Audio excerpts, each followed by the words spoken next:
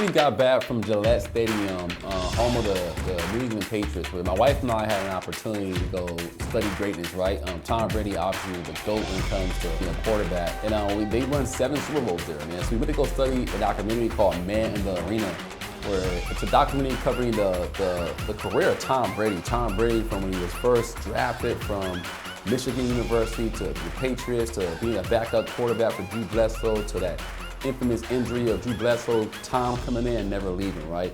And so it's exciting to be able to go to Gillette Stadium where Tom Brady actually played, to walk around the field, man, to go into the stadium and just really sit there and be around greatness and history.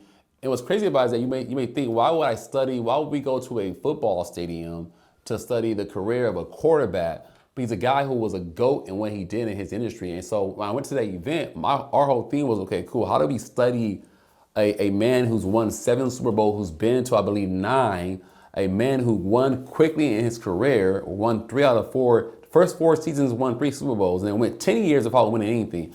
And so we were able to glean from that documentary and glean from that experience things that I can apply to my life to become great.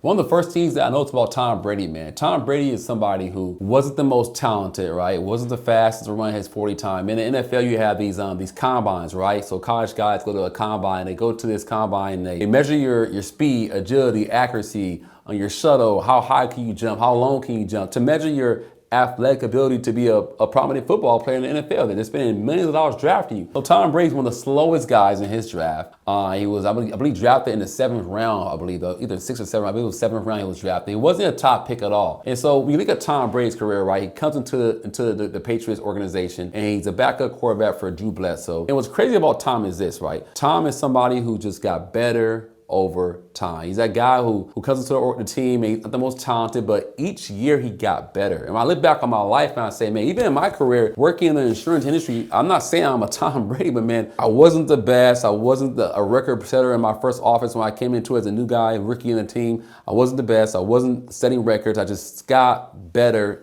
every single month, every quarter, every year. I keep improving. And people say over time, as you age in sports, you lose speed, lose a step. He's gotten better. Why? Because he's somebody who really studies his craft and watches what he's doing and how do you get better and improve. One thing he said that was very key to me, I believe it was season 4, season 5. He had won a couple Super Bowls. He's a superstar now, right? He goes from being a scrub on the team to an actual Super Bowl captain of the team. He was going out partying, doing certain things. He's a young guy. He's single, man. He's on top of the world, drinking, things of that nature, right?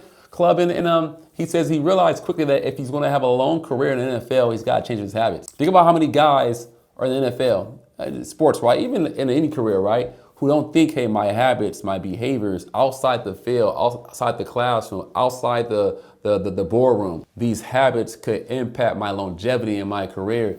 And Tom had the foresight in his early 20s to say, hey, man, my diet, my eating habits, my sleep, the people I hang around are going to hugely impact my long-term career here with the Patriots and the NFL.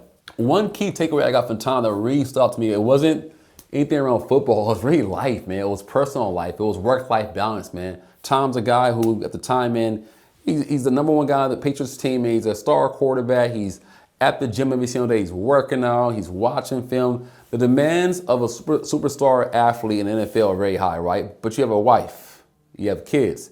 One thing about Tom is that he said, man, I had that work-life integration. I had to be there, man. As his career progressed and he got married to his wife and he had kids, how do you commit to the kids? How do you still commit to the sport of football, watching film, working out late, working out early?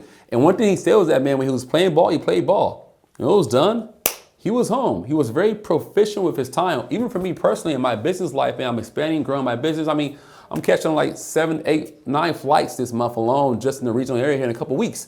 Flying here, back in town, back here. I got a newborn son at home. I got a 5-year-old and a 7-year-old daughter, right? And so how do I create time for my kids? And I really got very specific and detailed and intentional about, okay, cool.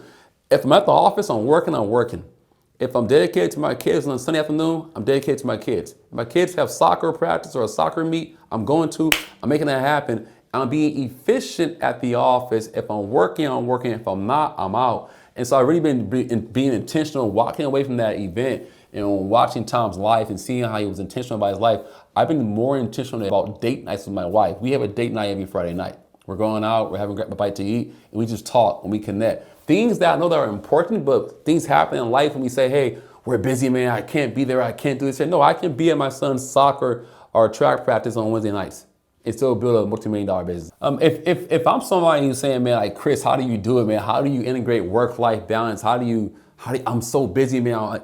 It's getting more efficient with your time and your productivity and managing your energy. One thing that Tom did great, man, he managed energy, man. He ate right, the right habits, behaviors, working out. Even myself, again, I'm not an NFL star quarterback, but this body, this vessel God's given me, I only get one. If I'm gonna push this thing to the max, I'm gonna maximize my time, sleep cycles, working out. You have to be intentional not only about time and work-life balance, but also your health. To be able to meet demands of my business, meet the demands of my agency, give back to my community, be involved with my church, and give my son the time he needs. Give my wife the time she deserves. Give my daughter the time she also deserves. Because I'm gonna fly out of town, be gone for a couple of days for business, get back on an early flight, head to the home and say, hey, I'm tired, son, I can't hang out with you. My son doesn't care about that. He doesn't care about me being at a conference for 3 or 4 days, getting no sleep. He's like, Dad, you're home. Let's play catch. Let's go ride bikes. So how do I manage that? Is it time or is it energy? It's energy management. And so one of the biggest things I've been focused on in my life is, okay, cool.